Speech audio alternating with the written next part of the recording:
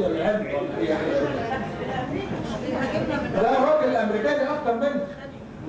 اي واحد انا النهارده لما اكون انا موجود في القوات المسلحه وشايف القوات المسلحه، عندما تذكر القوات المسلحه وفي خبر ببدا هسال وهقول انما ما ندلقش، انما يقول لك ابدا ده خيانه، ده الله الله الله.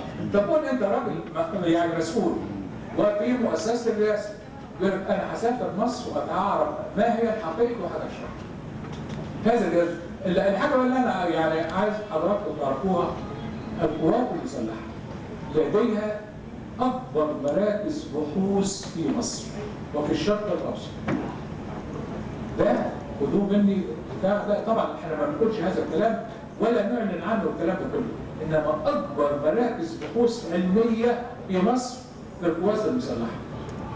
ولا يدخلها احد ولا يخرج منها احد الا باسرار، ولا يعلن عن اي حاجه فيها الا باسرار. لذلك يعني كان في حكومه الاخوان القديمه يقول لك لا، ميزانيه القوات المسلحه لازم بالتجريده.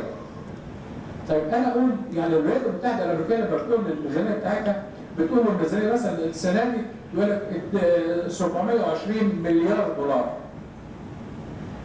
10% منها ابحاث،